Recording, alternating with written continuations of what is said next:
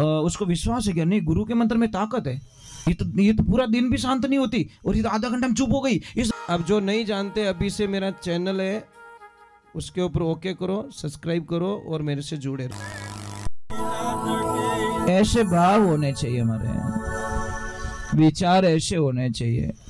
कौन कहते भगवान आते नहीं, तुम मीरा के जैसे बुलाते नहीं। कौन कहते भगवान खाते नहीं है, तुम यशोदा के जैसे सबरी के जैसे खिलाते नहीं। कौन कहते भगवान सोते नहीं है, तुम यशोदा के जैसे सुलाते नहीं।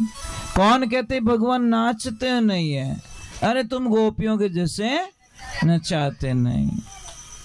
आनंद होना चाहिए। आप भगवान से प्रेम करते हो, बहुत अच्छी बात है, पर तो नहीं होता साहब। आप सच में भगवान को मानते हो? सब बोलेंगे हाँ। तो फिर आप बाजार में जाते हो, सर्दी के दिन है, सर्दी के दिन में आप अपने लिए अच्छा स्वेटर लाते हो, अपने बच्चों की अच्छा स्वेटर लाते हो, सबके ओढ़ने के लिए लाते हो, तो आपको और याद नहीं आई कि मेरे घर में कोई और मेंबर है, और मेंबर है, मेरे प्रभु है, मेरे कृष्णा है, मेरे राम है, उनके लिए अच्छी शॉल ले लो। पर हमारी विचारधारा क्या है? वो तो तस्वीर है। तो भगवान बोले तू तस्वीर मानता ना, तो जिंदगी भर तस्वीर ही देखेगा, मुझे तू कभी नहीं देख पाएगा। मीरा को क्या हुआ? जो पुजारी पूजा करते थे उस मूर्ति को वो खाली मूर्ति मानते थे, ठाकुर जी मानते थे। आए गांव में कथा करने के लिए, मीरा के दादाजी को भी बुलाया, चलो कथा करने के लिए। कथा करने के लिए साधु संत आए, तो साथ में मीरा चली गई थी, छोटी सी थी 1.5 फुट की। अब मीरा जैसे कि सब राधे कृष्णा उसको ठाकुर जी को फूल चढ़ा रहे, ये चढ़ा रहे, और जैसे ही मीरा की तो मीरा देखने ही लग गई। दादाजी जो बैठ गए, तो मीरा उसको बोली चलना, वो बोला तू चलना, तू चल मेरे साथ में, तू के मुँह चलना। अब दोनों बातें कर रहे हैं। इधर दादाजी ने बोला किसी बातें करे? अरे दादाजी ये मेरे साथ में चलना चाहता है, महल में चलेगा ये। अरे कौन है? अरे ये बातें कर रहा है मेरे से। तो सोचा कि पागल हो गई है। नहीं पागल नहीं, सच में बात कर रहा था। अब दूसरे दिन जब आरती हुई तो मीरा ने जिद कर ली, नहीं मुझे ये ठाकुर चाहिए तो चाहिए, ये मूर्ति चाहिए तो चाहिए। मैं पुजारी जी की और आ गई हाथ मुंह। वर्षों इन मूर्ति रहती मेरी हो, और मूर्ति चली गई तो मेरे तो प्राण निकल जाएंगे। तो मीरा को बोला बेटा मैं सुबह में आऊंगा आपके घर पे तो आपको दे दूंगा। पुजारी तो आरती करी, हड्डी बारा गेलो मापियो कि भागने में फायदा। वो लड़की बड़ी जिद्दी लिए, और बड़े घर की लड़की नहीं दूंगा तो हो सकता पता नहीं कौन सी सजा मिले। अब चले गए और आगे जाके अटे शेप अटे कोई खतरो नहीं है। जैसे ही सोए तो ठाकुर जी आए सपने में, और पुजारी जी को बोला छोड़ दे मुझे वहां पे, वो मेरे बिना जी नहीं सकेगी। आंखें खोला तो मूर्ति ऐसे ही पड़ी है, आंखें बंद तो ठाकुर जी बोल रहे हैं। बोले प्रभु क्या करूं? अबे ठाकुर जी को आगे ले जाना चाहता, ठाकुर जी आगे पीछे नहीं हो रहे। इधर चला रहे मेड़ तक साइड में तो जा रही है, इधर जाए तो मूर्ति नहीं। आखिर में देनी पड़ी मीरा को, ठाकुर जी को देना पड़ा। क्योंकि एक ध्यान रखना, एक बात बोलूं आपको, जो दिमाग में होता है ना उसको निकाल सकते हम लोग। जो दिमाग में होता है उसको हम निकाल सकते हैं, पर जो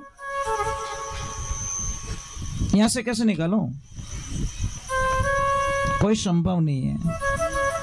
हम दुनिया से प्रेम नहीं करते, नहीं यार, हम ऐसे से प्रेम करते जो कभी धोखा ना दे। आजकल तो बात बात पे धोखा है, बात बात पे धोखा।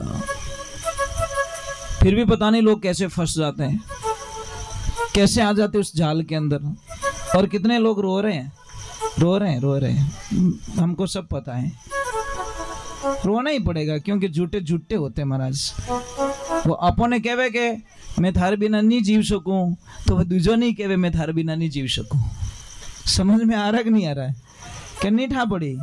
जो हमसे प्रेम करता है ये शब्दों का कभी प्रयोग ही नहीं करता, ये ध्यान रखना। क्योंकि उसको आत्मा से प्रेम है और दुनिया से कोई लेन देना नहीं। तो ये ध्यान रखो, भगवान से प्रेम करो, ईश्वर से प्रेम करो, परमात्मा से प्रेम करो, वो कभी धोखा देने वाला नहीं है। बहुत अच्छे लोग आप, सच में कितनी शांति से आप बैठे हो। टाइम क्या हो गया? तो आदेश क्या है? और भजन गाना है या फिर आरती करूं? हाँ बात अच्छी गाना, ठीक है। हाँ ये इनका भजन मैं गा लेता हूँ, ये ठीक है। बोले श्री भगवान की, माता पिता गुरुदेव की। एक तो जब भी आप पिसवाओ न, गेहूं बाजरा जो भी पिसवाओ, शनिवार के दिन पिसवाया करो। उसमें थोड़ी सी चने की दाल डाल दो, आपके घर का वास्तु कोई प्रॉब्लम नहीं होगी, वो अनाज पावरफुल बन जाएगा। और एक बात का ध्यान रखें, जितना आटा बारीक होगा उतनी बीमारियां पैदा करेगा, जितना आटा मोटा होगा उतनी बीमारियां कम होगी। ये ध्यान रखो। हमारी आदतें क्या पड़ गई, बारीक, एकदम बारीक। आपको बारीक आटा तो जल जाता नहीं, वो तो जल के राख हो जाता है। कचरा खाते हम लोग, भाई दबाव पड़ेगा तो जल जाएगा। नहीं केस नहीं, नहीं इनकी फरमाइश होती है, नहीं इनकी फरमाइश होती है। ये खुद ही कहे कि मतलब हाथों मयो फीस दे, कहो कि नहीं कहो, ऑर्डर आप देते हो, इनकी आदत है। इनको बोलो, चक्की वाला तो कही तो चूरमा और काट दे दी, भाई उसको क्या लेने ना, उसके तो फायदे नहीं। जितनी हल्की चलाएगा उतना लाइट भी नहीं जाएगी, जल्दी से निकल जाएगा गाड़ा। आप लोगों की फरमाइश होती है हाका करे जाने, अब तो मोटो का पीछे वाह भाई ये बोलते हो, ऐसे बोलो थोड़ा बड़ा पीस भैया, बीमारी नहीं आएगी। ज़्यादा ऐसा मत करो, ये ध्यान रखो। चलो, मैं एक कोई भाई जी थे, बहुत ही चिंता में, बहुत चिंता, एनी टाइम चिड़चिड़, गुस्सो ही गुस्सो। और जिसको गुस्सा ज्यादा हो तो उसको मारने की आवश्यकता कहाँ है, वो तो मर जाएगा। राम किसी को मारे नहीं, हत्यारा राम अपने आप मर जाएगा। कर खोटे काम, बेटा दारू पीन से फटफटी चले बाऊ वो क्यों। राम जी थोड़ी बसेड़ में लियो, कि राम जी थोड़ी आने के ले बेटा एक पवा पी ले फिर मूड बना ले। बसेड़ खुद खायो, फिर राम खोटी करी, राम के बदनाम में बसेड़ ओ खायो, पवो ओ पी दो, फटफटी ओ चलायो, राम खोटी की दी। तेरी भली राम इज मिलियो थाने। कृष्ण भगवान रो कोई नाम नहीं ले, बापड़ा राम बदनाम है। महादेव रो कोई नाम नहीं ले, भैरू जी रो कोई नाम, यूं नहीं के भैरू जी खोटी की दी। एन प्यालो की नहीं सड़े भैरू जी रे पी दो, बसेड़ खायो तो ये नहीं क्या भैरू जी खोटी की दी, राम खोटी की दी। हे भगवान, राम बदनाम है, क्या करे। राम ने तो कटे शांति को नहीं, अच्छो काम करे तो ही राम खराब करियो, ओ करियो। ऐसा मत करो भाई, राम नाम से तिर जाते हैं। तो वो भाई इतने गुस्से वाले, सारे लोग परेशान थे, मतलब उससे इतने परेशान थे जिसकी कल्पना नहीं कर सकते। एक दिन समय का संजोग, वो कहीं हरि कथा में चली जाती है और हरि कथा में जाके बैठ जाती है, आनंद लेती है। वो गई तो मरने के लिए, तो उसको सास बहू को इतना गुस्सा, सास बहू के बीच में लड़ाई हो गई। अब सासू जी ठोके झाड़ू रही तो वह बहू बेलंडी मचकाए दे, मतलब कम नहीं, ये शिक्ष तो यही शिक्ष। एक दिन इतना गुस्सा आया इस बहू को, इतना गुस्सा आया, उस बहू ने सोचा रोज मरने से बढ़िया है आज मर जाए, तो चली गई। अब आपको ध्यान है कि जिसको गुस्सा आता ना, एक प्रयोग कर लेना, किन्ने गुस्सो दी रहा है पचे भी सारी रसोई रे बर्तन दीजो, मां कसम 15 मिनट में सब साफ। जो घंटा 1.5 घंटे में काम होने वाला था, 15 मिनट में सारा ठामड़ा फटाफट ये काम हो गया। क्योंकि गुस्से में उसका गाड़ी का गियर, चौथा गियर में काम करेगा। अभी उस लड़की को इतना गुस्सा आया, बहू को आया गुस्सा, और देखिए अब तो आज तो मरना 100%, जीना ही नहीं है। रोज क्या मरना। अब जैसे ही गई महाराज, सामने उसकी धर्म की बहन, वो कहां से आ रही, कथा में से, अनाटी बाईरे गैर लागोड़ो, चौथो गैर, ओढ़नी नहीं ओढ़ने, खुला बाल, विकराल रूप। और जैसी आई उसकी धर्म बहन ने पूछा, भाई कहां जा रही है? तो वह बोलिया, भाई मारा छेला रामा सामा। के कहीं रियो कि मैं मरने के लिए जा रही हूं। तो वो धर्म बहन क्या बोली, हाँ बढ़िया बढ़िया, ये काम बढ़िया है, क्या रोज मरना, मरे तो पूरी मर जाए, आधी मत मर जाए। वहां के मरे को पासी तने दिखो ही कौन, छेला रामा सामा मरा। तो उस धर्म बहन ने बोला, भाई मरे चुको तो बढ़िया बात है, ये तो शुभ समाचार है, परंतु तू भूखी है कि रोटी जिमी ओड़ी है? वो क्या भूखी हूं, तो क्या भूखी मरेगी भूतनी बनेगी? तो क्या करे कि मैं सत्संग में से कुछ लेके आई हूं, मुझे मिला है, ये ले ले। जैसे ही लड्डू दिए, वो तो सत्संग का प्रसाद था साहब, और प्रसाद में कितनी ताकत होती है पता है। जैसे ही एक लड्डू खाया, बोला भाई लड्डू अच्छे हैं। दूसरा खाया, बोला बढ़िया बढ़िया लड्डू अच्छे हैं, देसी घीरा बनियो, भगवान रो प्रसाद बनियो। अब वो मरना तो भूल गई, अब धापोड़ो कदी मरे, मरना तो भूल गई। भाई ने पूछू, भाई ये लाडू लई कटू तू? के बटे जा भंडारो चालू है, जिता जी में तू हाचा जिम जन पछे मर जाए। अब गई वो वहां पे जाके बैठी, हरी कथा चल रही है, आनंद ले रहा है, कोई गा रहा है, कोई नाच रहा है, कोई क्या कर रहा है। वो भी बैठ गई। आया प्रसाद वाला और उसने बोला कितना दूं के जितना देना देता, वही दयालु जो पूरा ही खाली कर दियो, वो भर दी जोड़ी। मुंडा के लाडू पड़िया, कोई मरे कोई कौन यारो बेवकूफी लाडू पड़िया मुंडा आगे, देसी घी अपनी उड़ा वही भाम जीरो। जैसे लड्डू खाया, जैसा खाया अन्न वैसा हो गया मन, जैसा पिए पानी वैसी बोले वाणी। अब वहाँ का प्रसाद लिया, सत्संग का प्रसाद लिया, और प्रसाद लेने के बाद में उस भाई ने बोला कि पानी आने पी लेते हैं, बढ़िया सत्संग भी। अब महाराज क्या करें, सत्संग पूरी हुई, लड्डू खा लिए उसने। वो बोले नहीं यार मरना कैंसल, मरूंगी नहीं। अब जाके बोले, जाके गुरुजी को बोले, गुरुजी मैं बहुत दुखी हूँ, मैं इतनी दुखी हूँ, इतनी दुखी हूँ, इतनी दुखी हूँ, इतनी दुखी हूँ जिसकी कल्पना नहीं है। गुरुदेव हमारा दुख निवारण कर दो। तो गुरु महाराज पूछो, बेटा थारे दुख कहीं है, तेरी समस्या क्या है? कि गुरुजी मोरे हाउ बोरे बीच में रोज मैच चले, हाउ जी डींगड़ो ले तो मैं भूंगड़ी ले लूं, पर कम मेरी टीम भी कमजोर नहीं है। मैच अभी तक वो विड्रॉ हो गया, पर हम हारे नहीं एक दूसरे से।